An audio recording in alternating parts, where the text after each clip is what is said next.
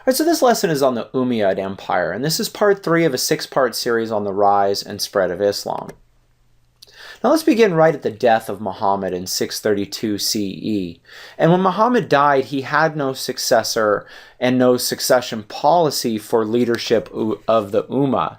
Remember, successor, succession have the same root, and basically just means who's next, right? Who's the next person in charge.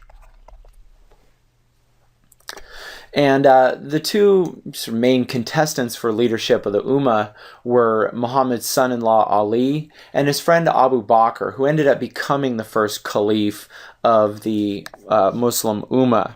Caliph is just the term for the ruler, right? Ali was just too young, and Abu Bakr was an older, more seasoned leader, and so that's why he ended up becoming in charge. And this, one of the things that came out of this was the deconversion of the desert Bedouins, right? I mean, the area right around Mecca and Medina was the center of Islam and pretty much the entire Muslim Ummah.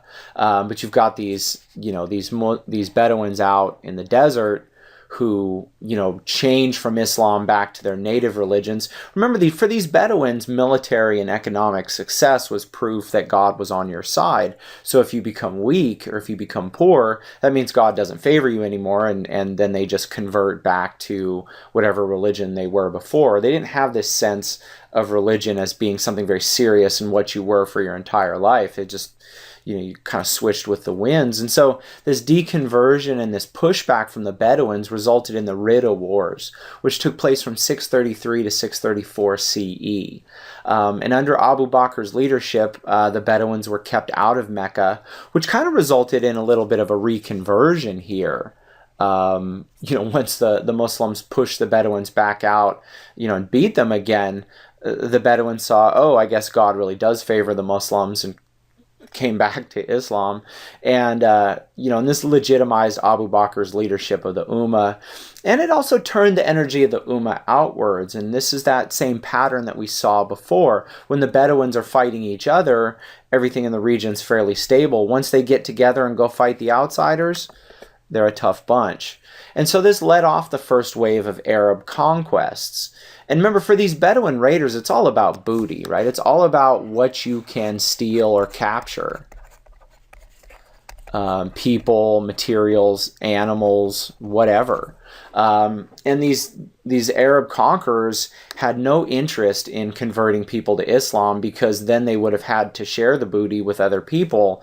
Didn't want to do that. They just wanted to take for themselves. So you have to remember that these early conquests were not jihads, right? That's a term we're familiar with in the West as, meaning these holy wars to spread Islam. It wasn't like that for the early Arab conquerors. They just wanted to get paid. And the first group that they took on were the Sassanids. And so let's turn our attention to the map here. This doesn't have Mecca and Medina on it, but that's that western Arabia there. And so these Arab conquerors push north into the Fertile Crescent, and then ultimately at the heart of the Sassanid Persian Empire itself. And these Persians didn't really take the Arabs seriously. I mean, they're just kind of these dirty desert nomads. Persia at this point is an ancient empire. They're really not afraid. But when they lose the Fertile Crescent and the Arab raiders start coming up the mountains into the Persian plateau, they made very quick work of the Persian Empire, and the last Persian Empire was assassinated in 651 CE, which pretty much converts this region into an Islam-dominated area. Like I said, even if the locals didn't convert. The Arabs also took on the Byzantines. Again, here's our beginning area, and again the push is up into Syria, the Holy Land, Egypt, and finally into Anatolia and the Levant. And the Byzantine Empire, which we are going to study later in this unit, was also known as the Eastern Roman Empire, although it was kind of a little bit more Greek influenced than the Western Roman Empire. And so, like I said, the Arabs conquer these eastern provinces, right? Syria, Palestine, also Armenia up here, obviously Egypt. And in many cases, especially in this area up in here, the Muslims were helped by Nestorian and Coptic Christians. The Nestorians and Copts were early branches of the Christian church, organized before Rome converted to Christianity, and before the Great Schism between the Eastern and Western Catholic churches, the so-called Orthodox Church of the East. And they were hated. They were viewed as heretics by the Orthodox rulers, and so they were taxed very heavily and treated very poorly. And so, interestingly enough, you have these Christians helping the Muslims, throw off the Christian power in that area, because it wasn't about religion. It was about money and respect and social rank. And the Byzantines were really surprised when these desert people started developing a navy and controlling the Eastern Mediterranean Sea. And from that point on, the Byzantines were pretty much on the run. Constantinople, modern-day Istanbul, wouldn't fall until 1453, but the Byzantines were always, like I said, just kind of on the run and off balance, and really scared of Islamic power in this region. And so this sets up the caliphates, right? And as I've told you before, caliph is the ruler of the early Muslim state, and the caliphate is the name of that state. And if we look at the ticker here, we can see just how fast this is going, right? At this point, 638, that's, 632 is the death of Muhammad. I guess drawing on the screen there stopped our animation. But at this point, look, we're only 2 years out from Muhammad's death at this point, 6 years out, 9 years out, 10 years out, 11 years out, 12 years. I mean, you can see an amazing spread in just 17, in this point, 20 years. The rise of Islam really shook the center of human civilizations, right? I mean, you got to remember, most people live in Afro-Eurasia at this point, and the center of it really is the Fertile Crescent, ancient Mesopotamia. And so the rise of these desert tribal people with this strange new monotheistic religion was perhaps the most important change that took place in the world in period 3. Now, Islam itself did break up into two halves, and these two halves are worth paying attention to, because the Sunni-Shia split explains a lot of the violence in the Muslim world today. It starts with the assassination of the Caliph Uthman by some renegade Muslim soldiers. And at that point, Ali, remember, who is Muhammad's son-in-law, claims the caliphate. But ultimately, the Umayyads take control of the Umma. And remember the Umayyads, right? I mean, this is the major clan in Mecca. The people who originally tried to kill Muhammad end up being the family that rules his Umma. And in 660, Ali was assassinated, and this is the beginning of the major split in Islam, right? The Sunni Muslims support the Umayyads, and the Shia Muslims supported Ali. And after his death, they supported his son Hassan, who was assassinated as well. And like I said, this is still the biggest division in Islam. And most Muslim countries have a mix of Sunni and Shia in them. But if you look at this division down here, the majority powerhouse Muslim Sunni countries are Iraq, Syria, and our very good friends Saudi Arabia, who are sitting on the largest oil deposits in the world, mind you, against Shia Iran. And, you know about our relationship with Iran these days. So I'm sorry if you're not living in the United States of America. I am American, so that's what I mean when I say our. But yeah, that's a huge factor in Islam today. So like I said, the Umayyads take control, and this is the beginning of what is known as the Umayyad Empire. And the Umayyads are the ones who spread beyond Arabia, Egypt, and Persia into North Africa, Afghanistan, and Spain. The Muslims at one point looked like they could have taken over Europe entirely. And one of the most important events was the Battle of Tours in 732 CE, 100 years after Muhammad's death, when Charles Martel, who was king of the Franks, right, and these are the French, they stopped the Muslims right in southern France, in the mountainous region that forms the border between Spain and France. And a lot of people point to that and say, if it weren't for Martel, the Muslims would have run all the way to Norway in the Arctic Circle. So this was a very powerful empire. Like I said, the rise of Islam in just a quick century was one of the big turning points in human history. Now, the Umayyads moved their capital to Damascus, Syria, from Mecca. And, they developed a bureaucracy. And this was a huge shift from Bedouin to imperial culture. Remember, the Bedouins are raiders. They're nomads. Hit and run, get the stuff, go back home. They weren't even necessarily that interested in controlling land. They just wanted stuff. And so under the Umayyads, the Umma starts to become an imperial power like the Persians or the Romans or the Marians or the Han Chinese. But the interesting thing about them is they kept most of their native Muslim Arabs in so-called garrison towns. Now, a garrison town is a walled city.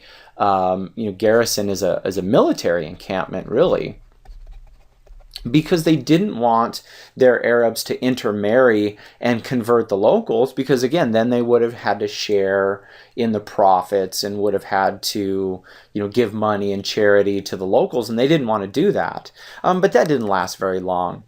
Gradually there was intermixing and intermarriage. People do this. You can't keep people from mixing with one another. Human history shows that time and again.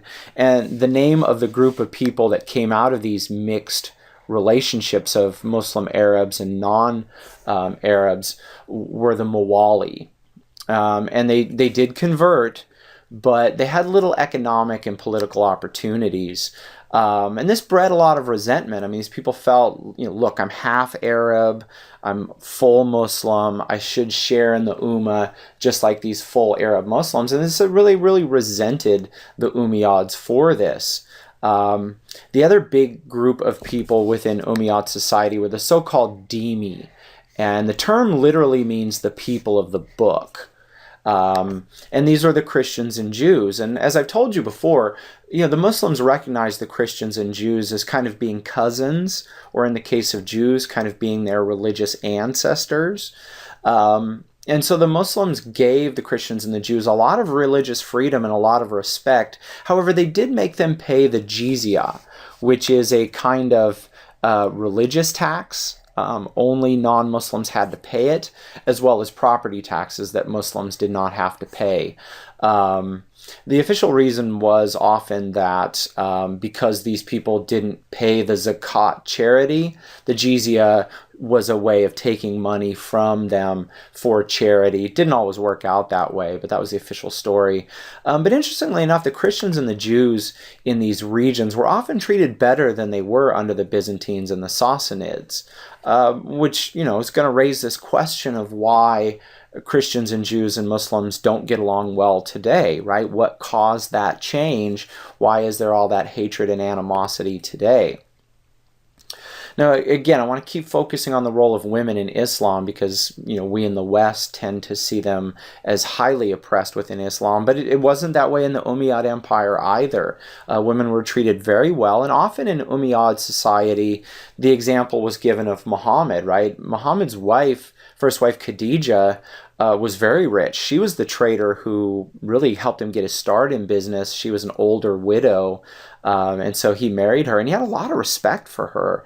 And he treated his daughters very well and made sure they were very educated. And so early Muslims in the Umayyad Empire looked to Muhammad as an example of how women should be treated, and women didn't wear veils. That was not a feature of early Islam.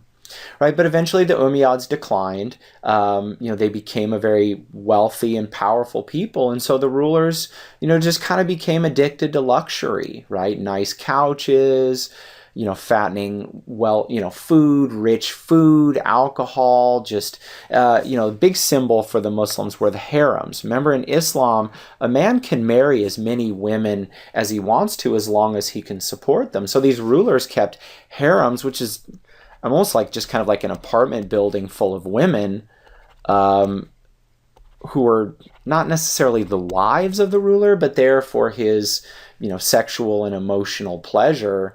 And so, these Umayyad rulers built these huge palaces. The bureaucracy became, very powerful and started to rule over people's lives. So more than anything, it's just this loss of Bedouin culture. The Arabs remembered that once upon a time they were a hard-nosed, tough desert people, and this kind of loss of cultural identity was hard for a lot of the Arabs to deal with. And you also get this group of frontier warriors who are living, far to the northeast in modern-day Afghanistan, who are tough, frontier warriors, and they're not getting the share of the booty that they thought they should get. A lot of the money that they're taking through their conquests is getting pulled back into Damascus, and they felt disrespected by the Umayyads, and they really disrespected the Umayyad softness. They just felt that these people in power had just become a bunch of citified crybabies. And so under the Abbasids, who were related to, or who took their name from one of Muhammad's uncles, they allied with the Shia far out to the east. They allied with the Mawali, right? These mixed Muslim, half Arab, half non-Arabs, and they swept down from the northeast and conquered Persia and Mesopotamia and eventually Damascus. And again, these were like the old school Bedouins, right? I mean, they assassinated the Umayyad royal family. The story goes that they invited them to a dinner party, and once all the Umayyad rulers were at this giant table, they knocked them out, rolled them up in carpets, and stabbed them to death, and then spent years hunting down all the other members of the royal household. I mean, this was old school Bedouin, honor killing at its finest. And that was the end of the Umayyad Empire.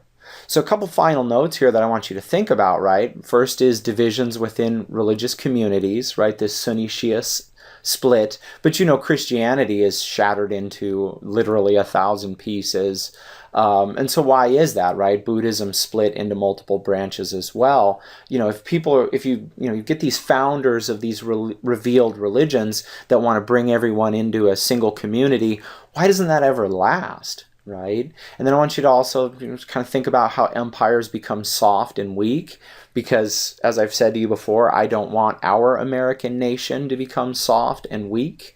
And this comes back to just this larger theme of the cycle of empire that we see throughout world history, that empires become strong, they become places that are very comfortable, places of luxury. Their people become very lazy and they lose their original values, and then eventually strong, ambitious challengers come along. So, if we are to protect our own American nation for another 100 years, we would do well to think about the cycle of empire. And that's it. Thanks for watching.